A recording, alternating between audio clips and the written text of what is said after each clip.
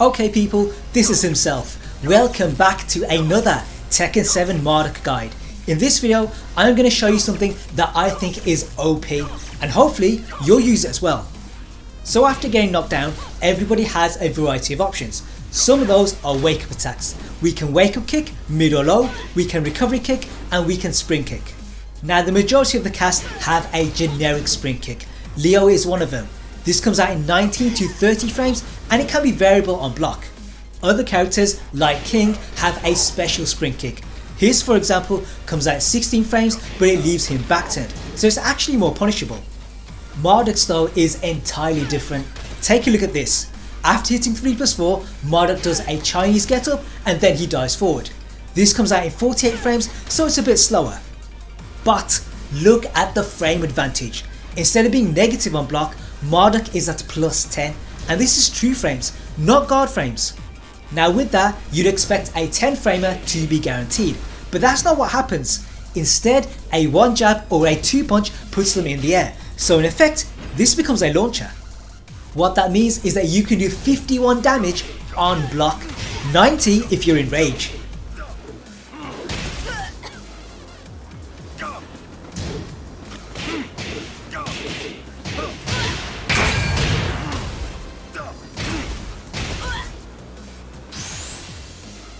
But it actually gets better, because on late hit, this isn't +10, it's +17, and that means the up forward 1+2 is guaranteed.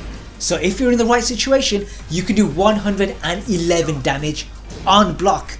That to me is OP.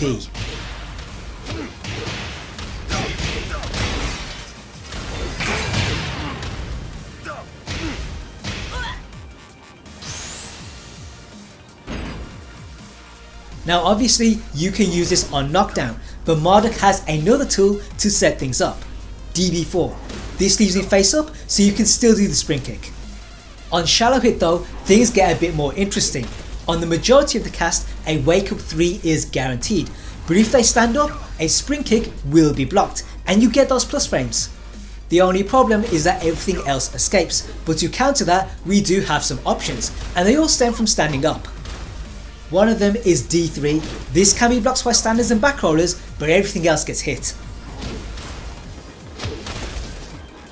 To stop people doing that, use D1. This is 0 on block and +5 on hit, and in both occasions the opponent is forced into crouch. Unfortunately, side rolling will escape, but recovery kick gets hit, and for wake up kicks it's a count hit, so in that case a stomp is guaranteed. What we can also do is heel drop. This is safe on block and still counts its wake up kicks. It also hits both side rolls and people staying still, but recovery kick will beat it.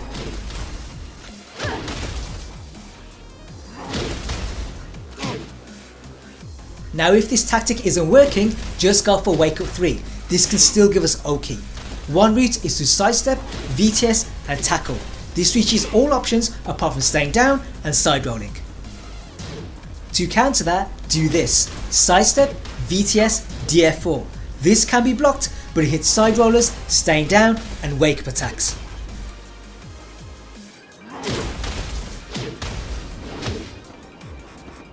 Now you may be wondering why a sidestep is needed, and here's the answer. If you go directly into a tackle or sweep, wake up attacks will interrupt you, but if you sidestep, they won't, so this tactic is better. One last option we have is dash into heel drop. This will get beaten by wake up attacks, but it hits grounded and it's safe. Now that's all on shallow hit, but on deep hit you get the trap. This is more damage and it gives you OK. But instead of covering it here, what you should do is check out my video on it. That'll give you all the information you need. There's a card to that in the corner and a link in the description. If you've already seen that, then check out my video on tackle setups. That'll teach you how to use Marduk's best move. Again, there's a link to that in the description and it should be coming up on screen as well. As always, if you enjoyed this video, do give it a like. It really helps out this channel and it motivates me to do more for this character. Looking ahead, there are more Marduk guides coming, so make sure you subscribe if you want to see that. In the meantime, have fun, play well, and I'll see you guys in the future.